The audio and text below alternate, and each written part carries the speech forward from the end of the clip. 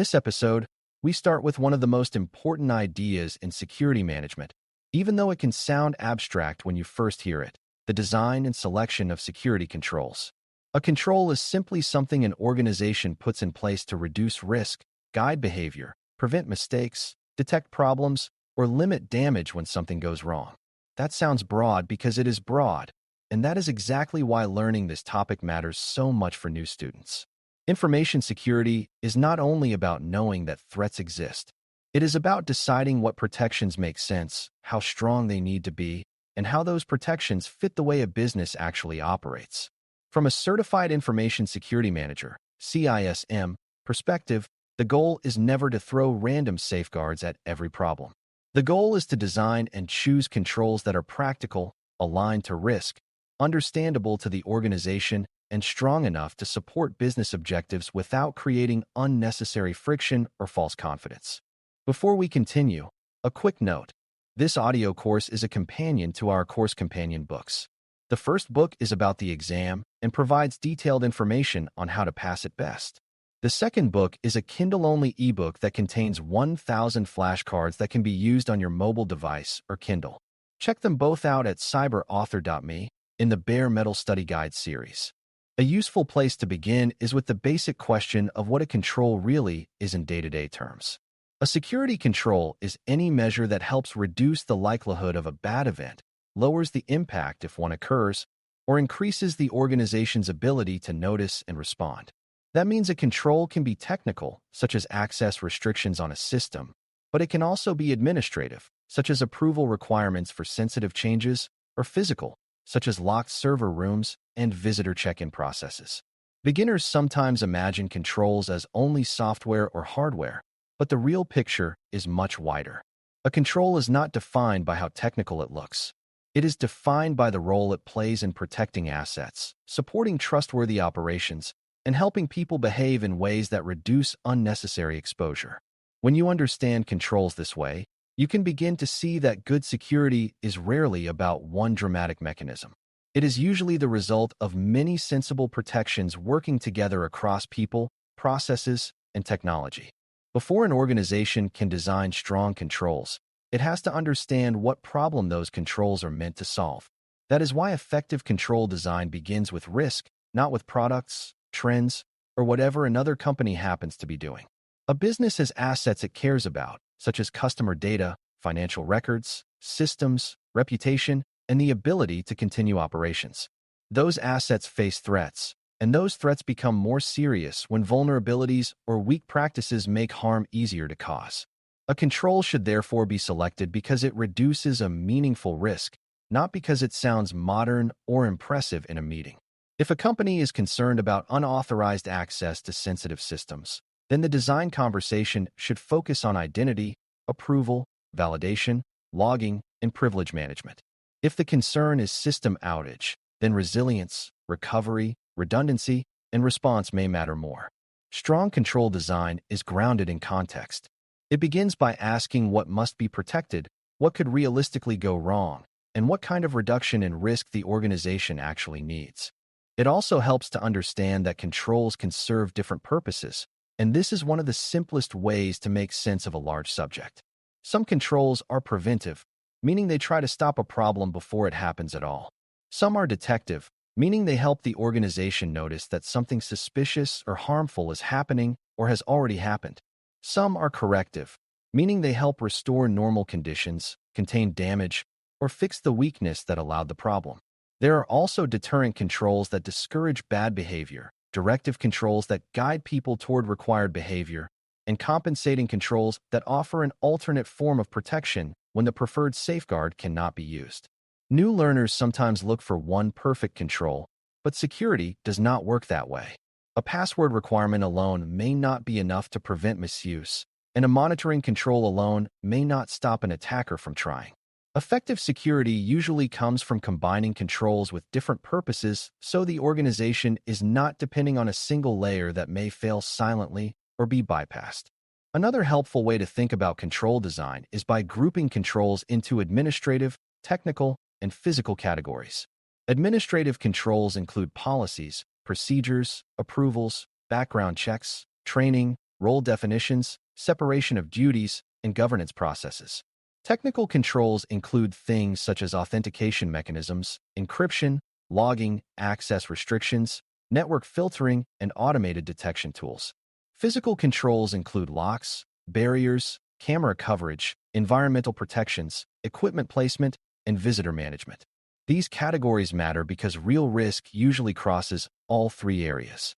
A sensitive server may be protected by technical settings, but if the room itself is exposed or the process for granting administrator access is weak, the overall protection remains incomplete. This is why a mature security leader does not ask only whether a technical safeguard exists. The better question is whether the organization has layered protection through management practices, technical enforcement, and physical security where needed. Controls become more effective when they reinforce one another instead of leaving obvious gaps between different parts of the operating environment. A major principle in designing controls is proportionality, which means the strength and complexity of the control should make sense for the value of the asset and the seriousness of the risk. Not every system needs the exact same degree of protection, and not every business process can tolerate the same level of friction.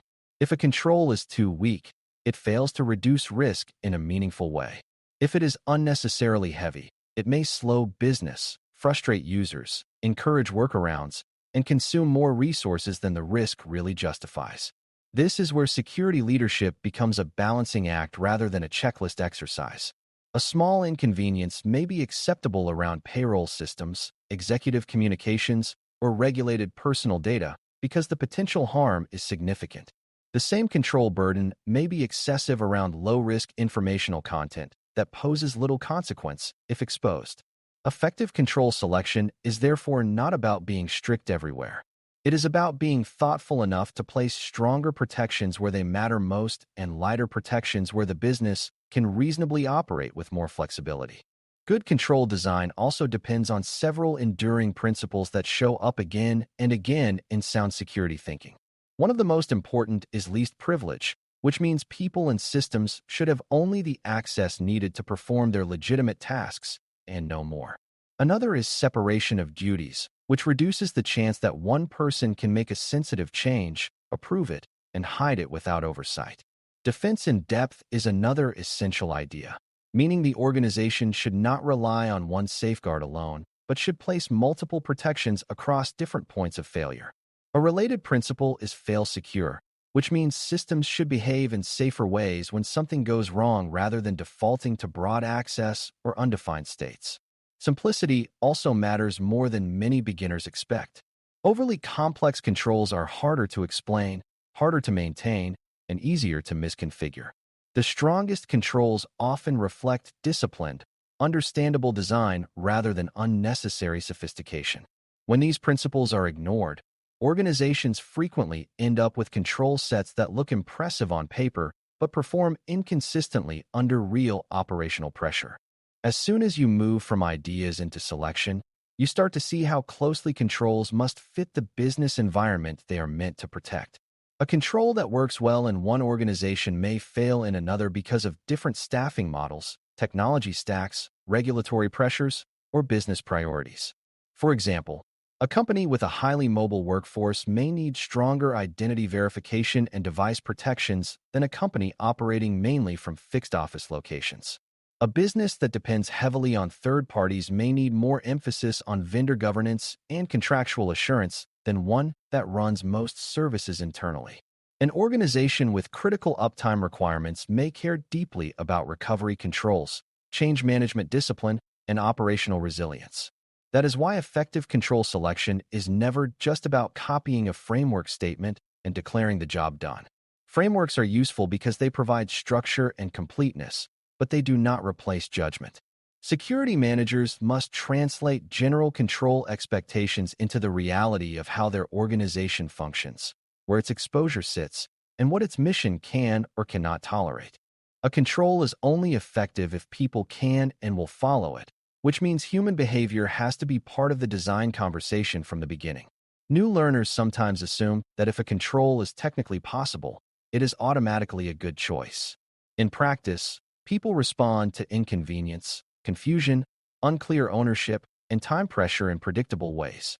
If a control is too hard to follow or interrupts essential work without clear justification, users may bypass it, delay it, or create unofficial shortcuts that introduce fresh risk. That does not mean security should simply become permissive. It means a well-designed control should account for how real employees, contractors, administrators, and managers behave under normal conditions and under stress. A simple approval flow that is clearly understood may work better than a more sophisticated one that constantly gets ignored. A clearly worded access review with defined owners may outperform a technically elegant process that nobody feels responsible for completing. Control effectiveness always lives partly in human adoption, not just in technical configuration. This is also why design should consider the full life cycle of a control rather than only its initial rollout. A control has to be implemented, understood, maintained, monitored, reviewed, and eventually adjusted when systems or business processes change.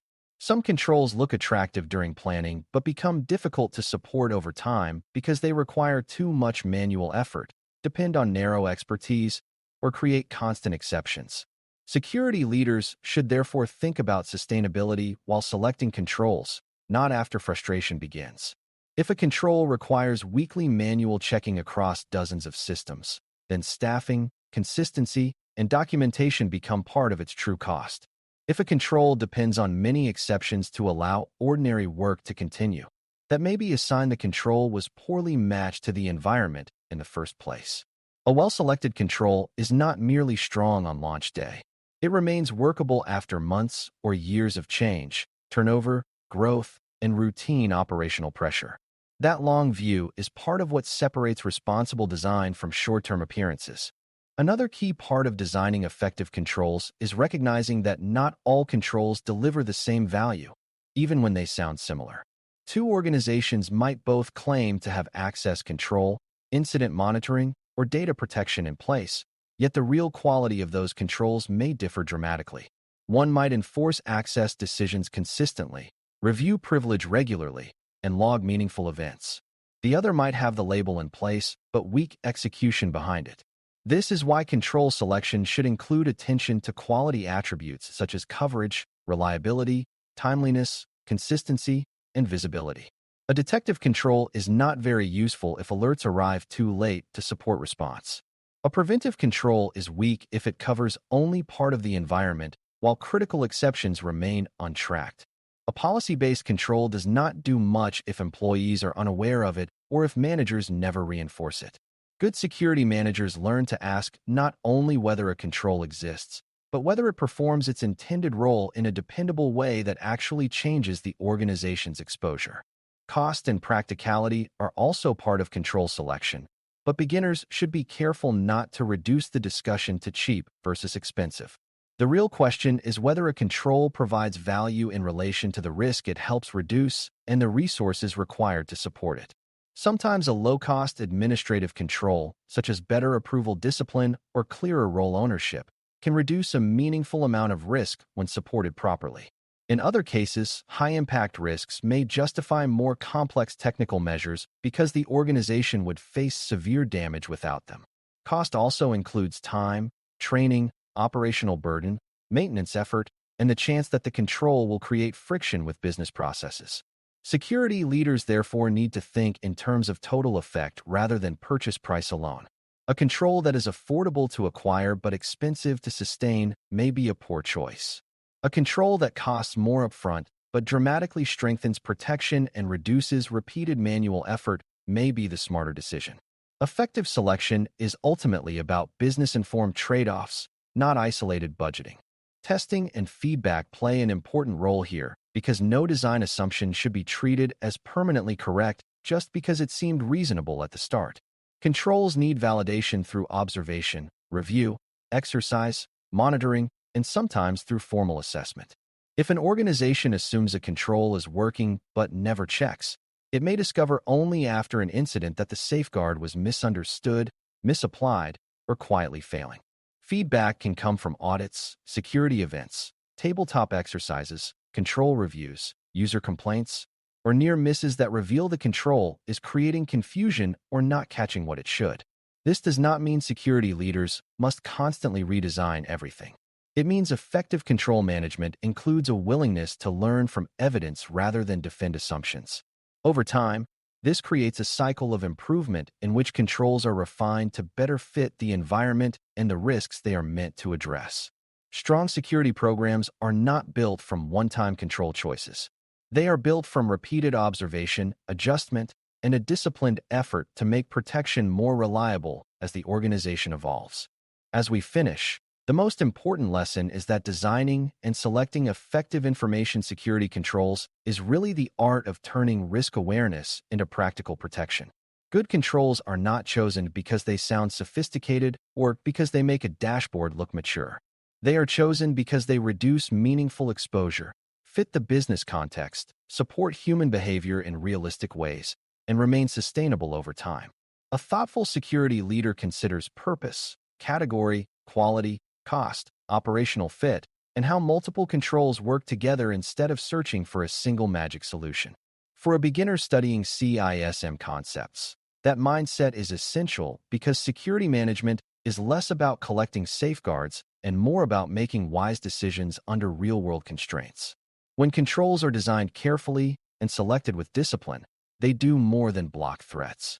They create confidence that the organization can protect what matters, notice when conditions change, and continue operating with a level of trust that supports both security and the business itself.